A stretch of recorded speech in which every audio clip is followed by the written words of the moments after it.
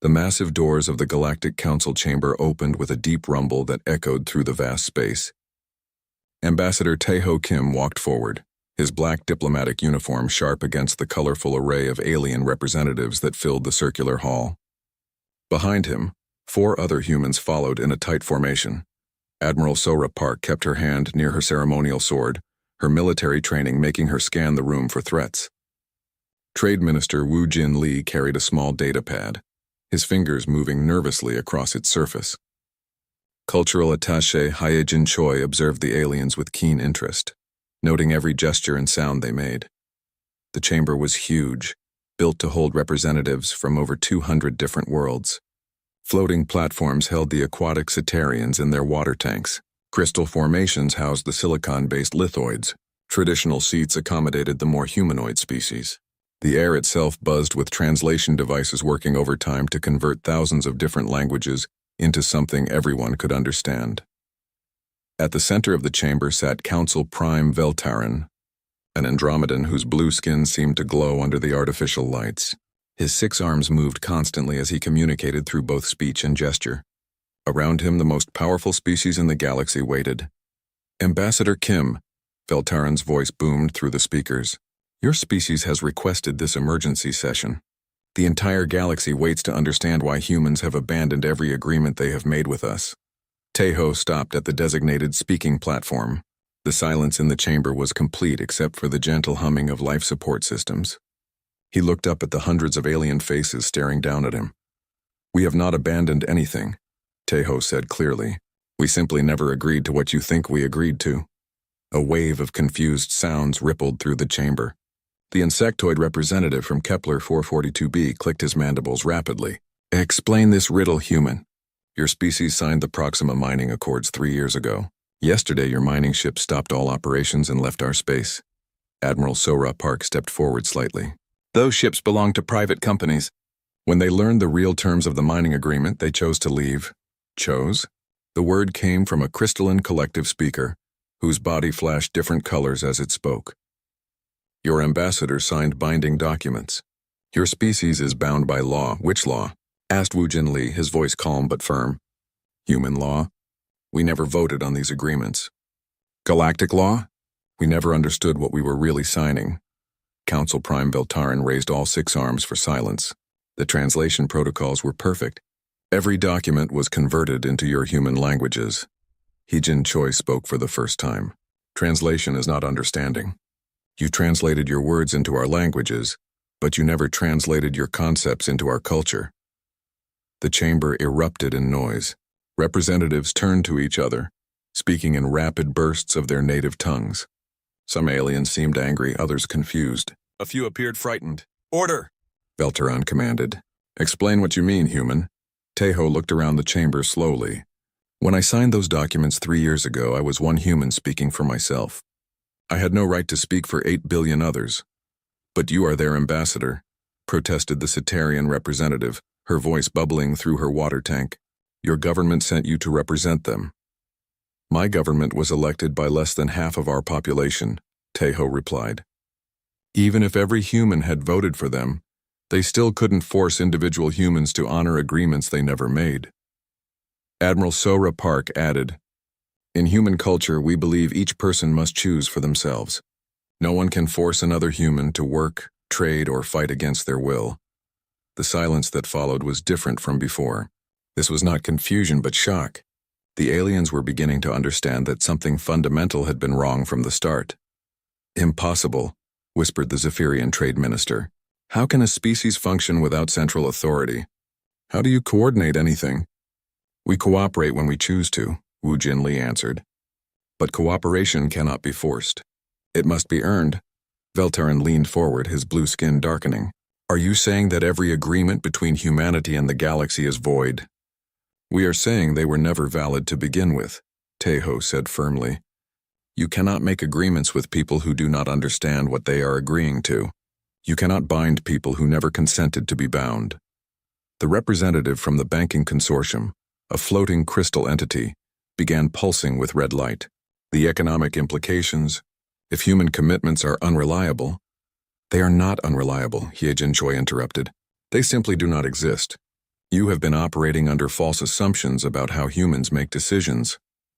But your military helped us defend the Outer Rim, protested the Andromedan Defense Coordinator. Your soldiers fought and died for galactic peace. Admiral Sora Park's expression hardened. Our soldiers volunteered. Every single one chose to fight. But they can also choose to stop fighting if they believe the cause is unjust. And they do believe that now? Veltaran asked quietly. Many are beginning to question agreements they never made, Sora Park replied. When people learn they were committed to things without their knowledge or consent, they tend to feel betrayed. The chamber fell silent again. The weight of the revelation was sinking in. Every trade deal, every military alliance, every cooperative agreement between humanity and the galaxy was built on a fundamental misunderstanding. What do you want from us? Veltaran finally asked. Tejo straightened his shoulders. We want to start over.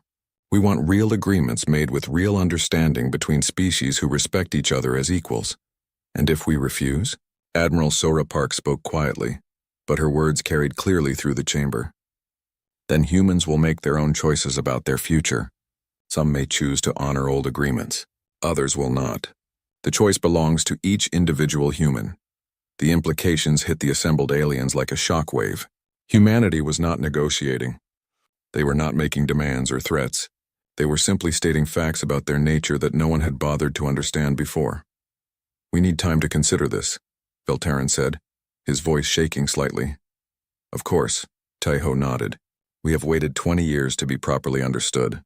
We can wait a little longer.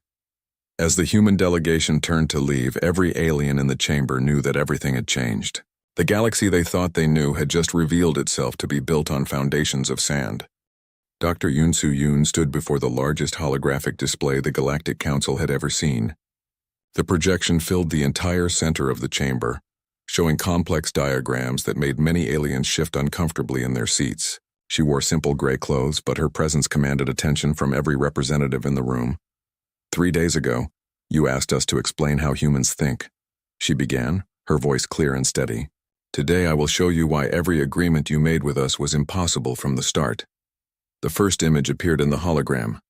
It showed the brain structure of an Andromedan, with bright lines connecting different regions. Council Prime Veltaran, your species evolved from hive insects. Your individual consciousness is connected to every other Andromedan through quantum entanglement in your neural tissue. Veltaran nodded slowly. This is common knowledge. When you make a decision, Yunsu continued, you are not just making it for yourself. Your choice becomes part of a shared network that influences every member of your species. When you signed agreements with humans, you believed you were speaking for humanity, the same way you speak for Andromedans. The image changed to show the crystalline collective's structure. Your species shares a single consciousness distributed across multiple bodies. When one crystal speaks, all crystals agree because there is only one mind among you. The collective representative pulsed bright blue. Correct. We cannot understand how individual consciousness could function without connection to the whole. Yunsu gestured, and new images appeared. The Cetarians have genetic memory shared across their entire species. The Zephyrians communicate through pheromones that create instant consensus. The Lithoids think as a planetary organism. She paused and looked around the chamber. Every species in this galaxy has some form of collective decision-making. When your representatives sign agreements, they truly represent their entire species, because they are their entire species in some way. Admiral Sora Park stepped forward. Now show them human brain structure. The hologram shifted to display a human brain. Unlike the other images, this one showed no connecting lines to other brains. It stood alone, isolated, completely individual. Humans, Yunsu said quietly, are the only known species in the galaxy with true individual consciousness. When a human makes a decision, it affects only that human.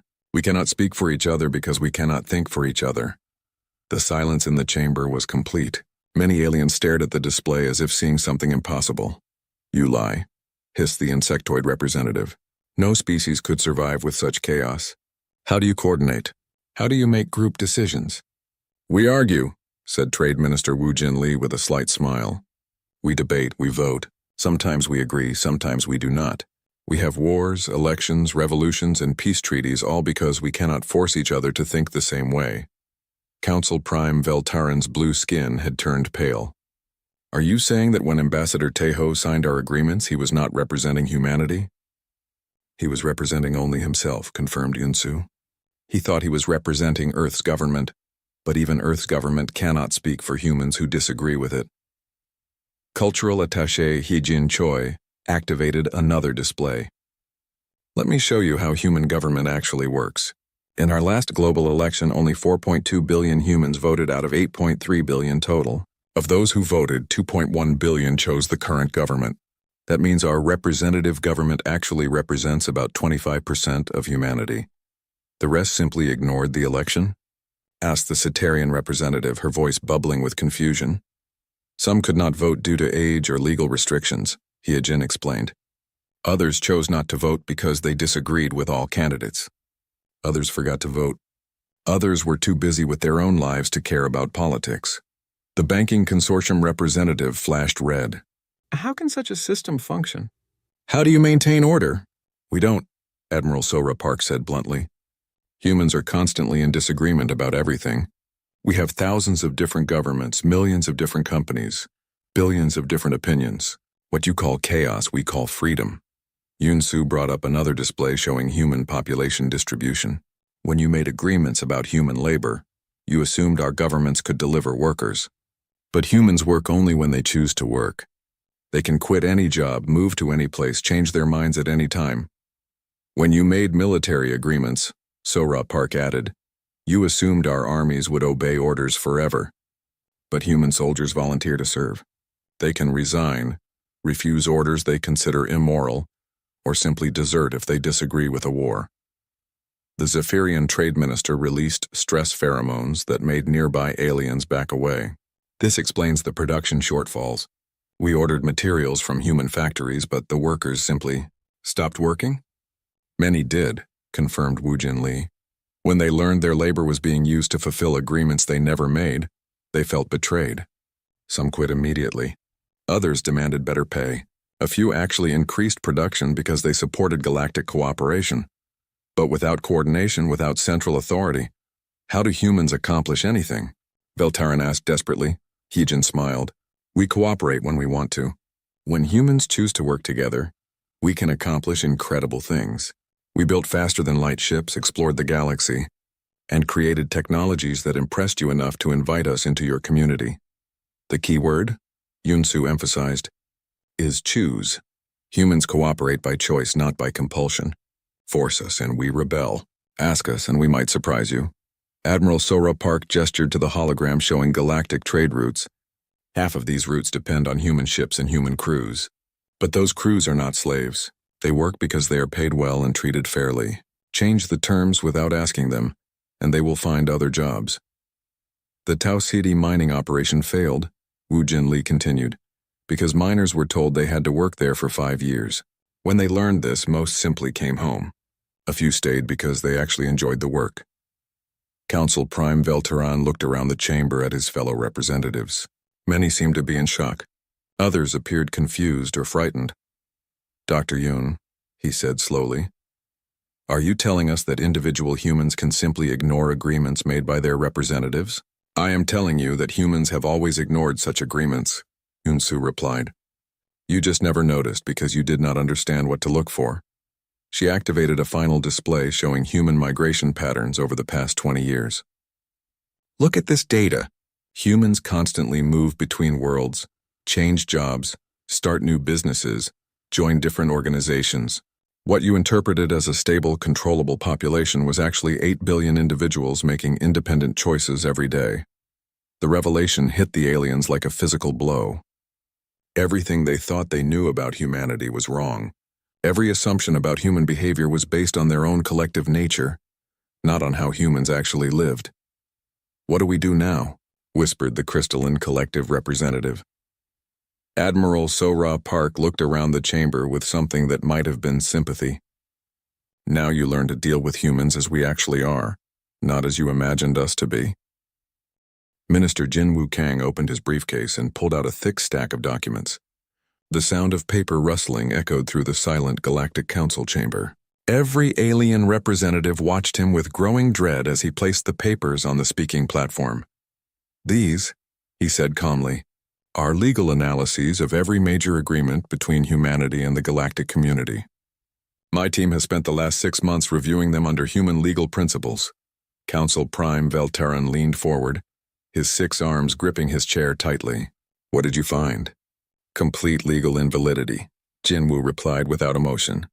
Not a single agreement meets the basic requirements for binding human consent. He picked up the first document. The Proxima Mining Accords. This agreement committed 50,000 human workers to 5-year contracts on Proxima 7. However, only 847 humans actually signed individual contracts. The rest were assigned by Earth's colonial administration without their knowledge. The insectoid representative clicked his mandibles rapidly. But your government has the authority to assign workers. No, Jinwoo said firmly. Human governments cannot force citizens to work specific jobs. That is called slavery, and it is forbidden under our most basic laws. Admiral Sora Park stepped forward. When humans learned they had been assigned to work on Proxima 7 without their consent, 97% refused to go. The few who went were volunteers who actually wanted the work. The banking consortium representative flashed bright red. But the economic projections, the production quotas, how can we plan anything if human labor commitments are meaningless? They are not meaningless, corrected Trade Minister Wu Jinli. They are simply different from what you expected. Humans will work when they choose to work and are fairly compensated for their labor. Jinwoo picked up another document. The Outer Rim Defense Treaty. This committed human military forces to defend 23 star systems. However, our analysis shows that human soldiers were never informed they would be fighting in foreign wars. Cultural attaché Heejin Choi activated a holographic display showing recruitment statistics. Human military recruitment is entirely voluntary. Soldiers sign contracts to defend Earth and human colonies. They did not agree to fight in wars for alien species they had never heard of. But they did fight, protested the Andromedan Defense Coordinator. Human soldiers died defending our worlds. Admiral Sora Park's expression grew serious. They fought because their commanders told them it was necessary to protect Earth. When they learned the truth about the treaty obligations, many units voted to return home immediately. The Cetarian representative's water tank bubbled with distress. Voted? Military units cannot vote on their orders. Human military units can, Sora Park replied. Our soldiers are citizens first, soldiers second. They have the right to refuse orders they consider illegal or immoral. Jinwoo continued through his documents. The Technology Sharing Initiative. This agreement gave galactic species access to human research and development. However, 73% of human scientists never agreed to share their work. Dr. Yoon Soo-yoon stepped forward. Human scientists share knowledge freely when they choose to. But they also have the right to keep their discoveries private, sell them to the highest bidder, or share them only with people they trust. The Tau Ceti Agricultural Program, Jinwoo read from another paper. This committed human farmers to produce food for 12 alien colonies. The farmers were never consulted and never agreed to these production quotas. The Zephyrian trade minister released stress pheromones. But food production is essential. How can farmers simply refuse to grow food? They can grow whatever they want, explained Wu Jinli. Human farmers are private business owners. They decide what to plant, where to sell it, and how much to charge. No government can force them to grow specific crops for specific customers. Heejin brought up another display showing current food production levels.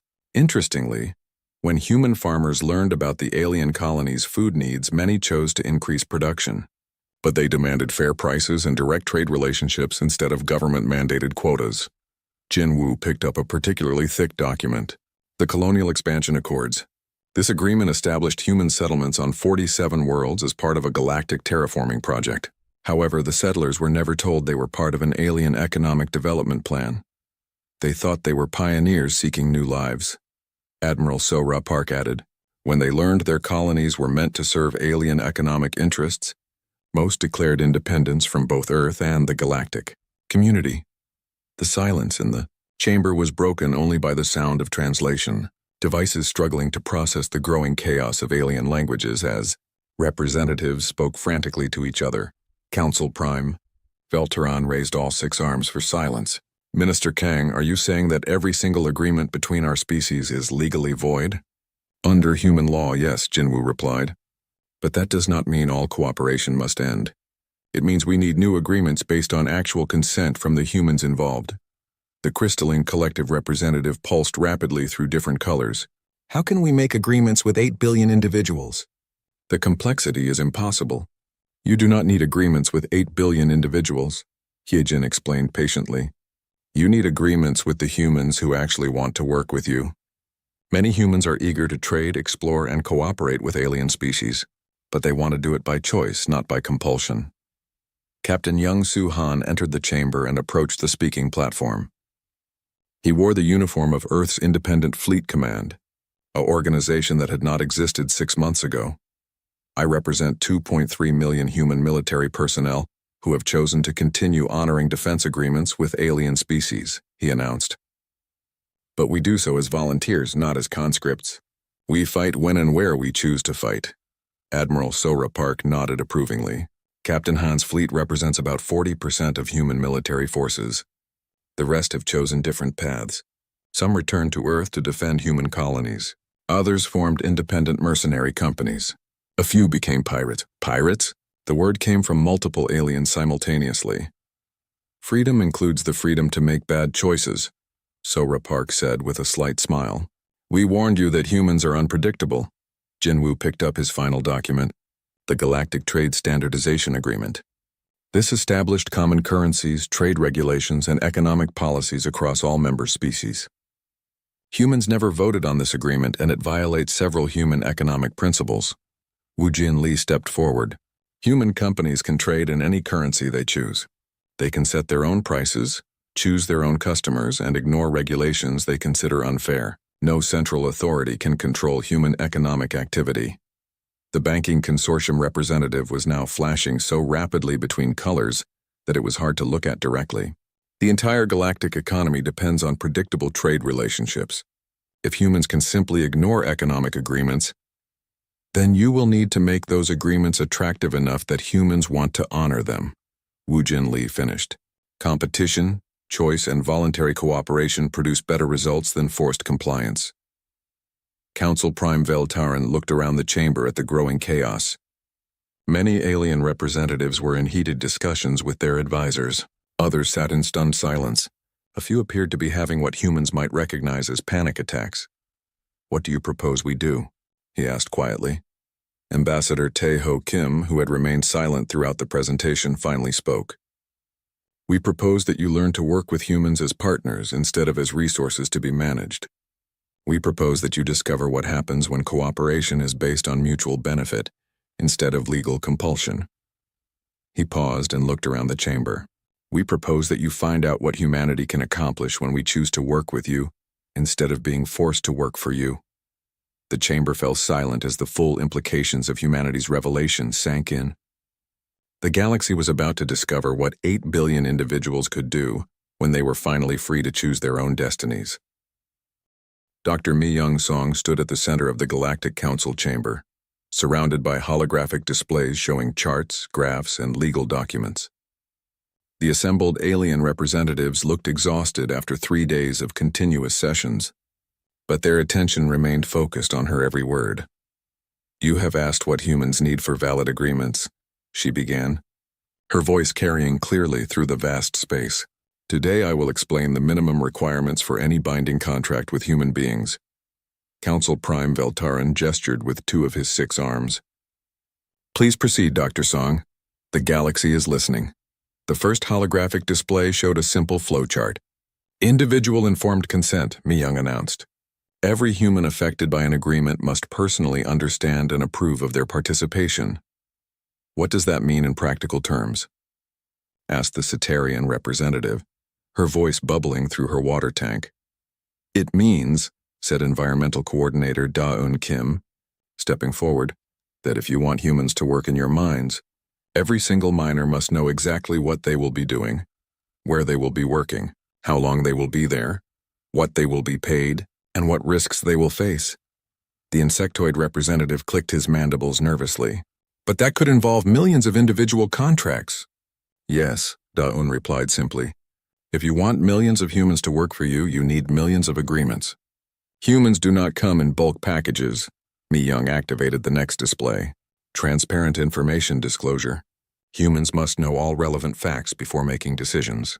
Hidden terms, secret clauses, and undisclosed consequences make any agreement invalid. Industrial Production Chief Seung-ho Park approached the platform carrying a data tablet. For example, the Kepler Manufacturing Accords committed human factories to produce 500 million units of quantum processors annually. However, the human factory owners were never told these processors would be used in weapon systems. When they learned the truth, he continued, 78% of the factories stopped production immediately. The remaining 22% demanded triple pay and the right to inspect all end-use applications. The banking consortium representative flashed bright orange, but such transparency could compromise trade secrets and strategic advantages. Then you must choose, said trade specialist In-ho Choi, joining the group at the platform. Do you want human cooperation or do you want to keep your secrets? You cannot have both. Mi-young moved to the third display. Democratic ratification. Agreements affecting large numbers of humans must be approved through genuine democratic processes. The Andromedan defense coordinator leaned forward. Explain this requirement. Human. Governments can only make binding commitments when they have clear authorization from the people they represent, explained military coordinator Soo-jin Kim. This means real elections with real choices, not the ceremonial votes you witnessed during our admission to the galactic community. Admiral Sora Park stepped forward. The Outer Rim Defense Treaty was never put to a democratic vote. If it had been, human voters would have demanded to know exactly which battles they were committing their soldiers to fight, and many would have voted against it, added Captain Young Soo-han. Humans are not automatically willing to die for alien causes. We need to be convinced that the cause is just and the methods are honorable. The fourth display appeared, showing legal frameworks. Right of withdrawal, Mi-young announced. Humans must always retain the right to change their minds and leave agreements that no longer serve their interests. The crystalline collective representative pulsed rapidly through multiple colors. But long-term planning requires stable commitments. How can we invest in projects if humans can simply abandon them? You plan for the possibility that some humans will leave, said Dr. Kyung-min Lee, representing Earth Science Collectives. And you make your projects attractive enough that humans want to stay. He activated a personal holographic display. The Andromeda Research Station lost 60% of its human staff when they learned about the withdrawal prohibition clause. But the remaining 40% have produced breakthrough discoveries because they are there by choice, not by compulsion. Mi-young moved to the final main display. Compensation for past violations. Any new agreements must address the harm caused by previous invalid contracts. The chamber erupted in noise as alien representatives spoke frantically to each other. The economic implications were staggering. What kind of compensation? Velteran asked when order was restored. Minister Jinwoo Kang stepped forward with a thick document. We have calculated the economic value of forced human labor, conscripted military service, and involuntary resource extraction over the past 20 years. The number that appeared in the hologram made several aliens gasp audibly. Impossible, shrieked the Zephyrian trade minister. The galactic economy cannot absorb such costs. Then you will need to find creative solutions, said Ambassador Tae-ho Kim calmly. Perhaps long-term payment plans. Perhaps trade credits. Perhaps valuable technology transfers. Or, added Woo Jin Lee with a slight smile, you could offer humans something we actually want in exchange for forgiveness of past debts. Environmental Coordinator Da-eun Kim activated another display. For example, many humans would gladly forgive economic damages in exchange for access to advanced terraforming technology. We have many worlds that could benefit from your environmental engineering expertise. Industrial production, Chief Seung-ho Park nodded. Human manufacturers would consider debt forgiveness in exchange for advanced materials science. Your crystalline composites could revolutionize our construction industry. What you call compensation, Dr. Kyung-min Lee added, could become the foundation for genuine partnership. Instead of taking from humans, you could be trading with humans. Mi-young activated a new set of displays showing potential cooperation models. These are examples of agreements that would meet human requirements for validity. The first example showed a mining operation. Voluntary miners working for competitive wages with full knowledge of risks and working conditions. Contracts can be terminated by either party with reasonable notice. profits shared between miners, management, and local communities. The second showed a military alliance. Volunteer soldiers serving specific missions for specific time periods. Clear rules of engagement, the right to refuse orders that violate human military ethics. Regular rotation back to Earth for rest and retraining. The third showed a trade relationship. Human companies choosing to accept alien contracts based on transparent terms and fair pricing. No production quotas that companies cannot meet. No exclusive dealing arrangements that prevent humans from trading with other species. Captain Young Soo Han stepped forward. I have 50,000 human soldiers ready to honor existing defense commitments under these new terms. They know exactly what they are fighting for and why. They are more effective than twice that number of conscripted troops. Industrial Production Chief Sung Ho Park nodded. Human companies are already negotiating new contracts under these principles. Production efficiency has increased 40% because workers understand and support their goals. The most important thing to understand, Mi Young concluded, is that these requirements are not obstacles to cooperation. They are the foundation for better cooperation. She gestured to all the displays around her. When humans choose to work with you, when they understand what they are doing, when they are fairly treated and justly compensated, they will accomplish things that forced labor never could. Council Prime Velteran looked around the chamber at his fellow representatives. Many appeared overwhelmed by the complexity of what humans were proposing. Others seemed intrigued by the possibilities. Dr. Song, he said slowly, you are asking us to completely restructure how the galaxy conducts business. We are asking you to treat humans as equals instead of as resources, Mi Young replied. The choice of whether to restructure galactic business practices is yours to make. Ambassador Tae-ho Kim stepped forward for the final word. We have shown you what humans require for genuine cooperation. We have explained why previous agreements were invalid. We have offered solutions that benefit everyone. He paused and looked around the chamber. Now you must decide whether you want to work with humanity, or whether you prefer to work without us. Either choice is acceptable to us, as long as it is honestly made. The chamber fell silent as the weight of humanity's ultimatum settled over the assembled aliens. The galaxy was being forced to choose between its old ways and an uncertain but potentially revolutionary future. Ambassador Tae-ho Kim stood before the Galactic Council one final time, but this time he was not alone. Behind him stood representatives from dozens of independent human organizations that had formed during the 6 months of negotiations. The chamber buzzed with nervous energy as alien representatives waited to hear humanity's final terms. The chaos you feared has become our strength, Tae-ho began, his voice carrying clearly through the vast space. When humans were freed from agreements they never made, they did not retreat into isolation. They organized themselves in ways that surprised even us. He gestured to the woman beside him. Commander Ji-hai Park represents the Independent Mining Consortium, formed by 200,000 human miners who chose to continue working in alien space under fair contracts. Ji-hai stepped forward, her mining gear replaced by a crisp business suit. My miners voted to honor existing commitments to 17 alien worlds, but under new terms. We work 8-hour shifts instead of 12. We receive hazard pay for dangerous conditions. We rotate home every 6 months instead of staying for years. And our production has increased by 35%, she added with a smile. Happy miners work harder than forced miners. The insectoid representative clicked his mandibles rapidly. But the contracts, the legal frameworks, how do we manage hundreds of individual agreements? The same way humans manage millions of employment contracts every day, replied trade specialist In-ho Choi. With computers, automation, and standardized terms that individuals can understand and modify. Tae-ho introduced the next representative. Engineer Dong-hyun Kim speaks for the Fusion Collective, a voluntary association of 50,000 human scientists and engineers. Dong-hyun activated a holographic display showing fusion reactor designs. We have shared our latest breakthrough in fusion technology with 12 alien species. Not because we were forced to, but because they offered us valuable knowledge in return. Dr. Kyung-min Lee stepped forward. The Crystalline Collective taught us new materials science. The Andromedans shared quantum computing advances. The Cetarians provided bioengineering techniques. When cooperation is voluntary, everyone benefits more than when it is forced. Council Prime Velteran leaned forward, his blue skin showing signs of stress. But what about large-scale projects? Galactic infrastructure? Defense against external threats?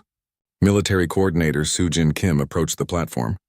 Captain Young Soo-han now commands a fleet of 300,000 human volunteers from 47 different Earth nations and 23 independent colonies. They serve not because governments ordered them to, but because they believe in defending peaceful species against aggression. Captain Han stepped forward, his uniform bearing new insignia that represented multiple human factions. Last month, my fleet successfully defended the Proxima system against void hunters. Our success rate has improved 60% because every soldier knows exactly why they are fighting. Voluntary soldiers fight better than conscripted ones, Admiral Sora Park added. They think for themselves, adapt to changing conditions, and protect each other because they choose to be there. The banking consortium representative flashed nervous yellow patterns. What about economic stability?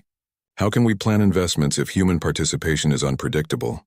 Economic Coordinator Haiwan Jung, representing the new Human Trade Federation, stepped forward with a data tablet. Human economic participation is not unpredictable. It is responsive to market conditions. She activated a display showing trade flow charts. When you offer fair prices and honest terms, humans compete to work with you.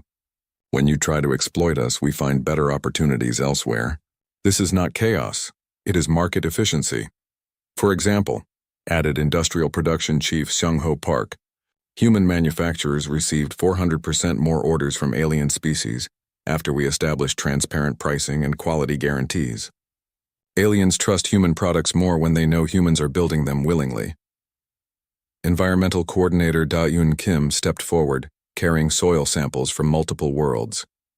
The Terraforming Coalition represents 80,000 human agriculturalists and environmental engineers. We are currently improving the atmosphere and soil conditions on 34 alien worlds. The difference, she explained, is that we work with alien ecosystems instead of destroying them. When humans choose to help, we find creative solutions that forced labor could never discover. Dr. Mi Young Song approached with a group of aliens wearing human-made translation devices. The Cultural Exchange Initiative has established direct relationships between human communities and alien communities. Without government interference, we have learned more about each other in 6 months than in the previous 20 years.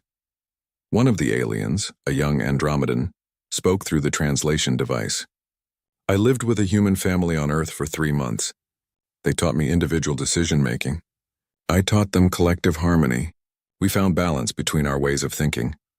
Council Prime Velteron stood up, all 6 arms trembling slightly. Are you saying that the galaxy works better when humans make their own choices? We are saying, Taeho replied, that cooperation works better than coercion for any species, not just humans. Communications Director Sun Mi Lee activated a galaxy-wide broadcast system.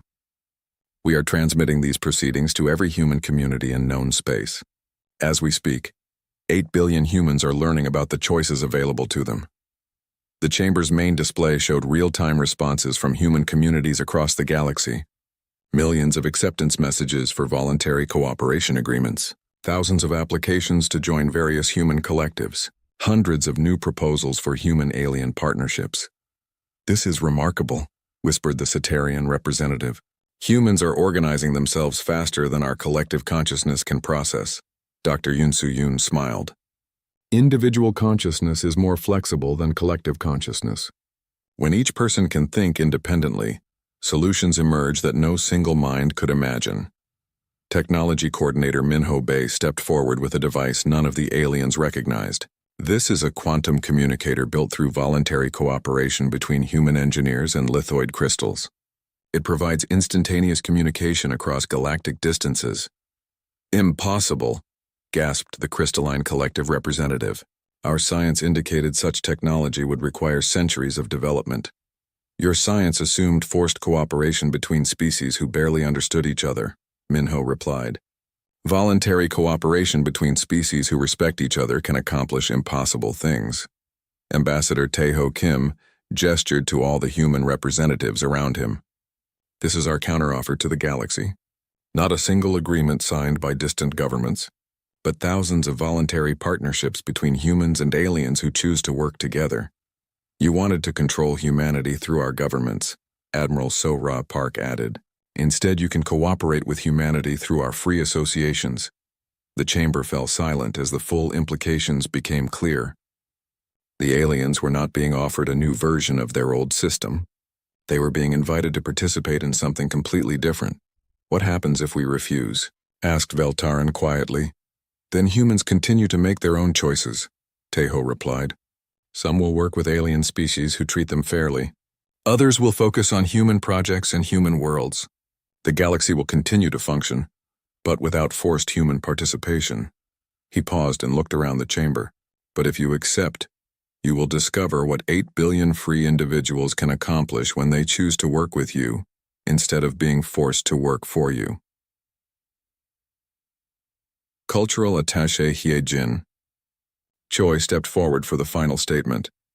We have shown you that human chaos can become human creativity. We have proven that human unpredictability can become human innovation. We offer you a partnership between equals instead of a contract between master and servant. The choice, Ambassador Tejo Kim concluded, is yours to make. But choose quickly, because humans are already building the future with or without you. As the human delegation prepared to leave, the chamber erupted in frantic discussions among the alien representatives.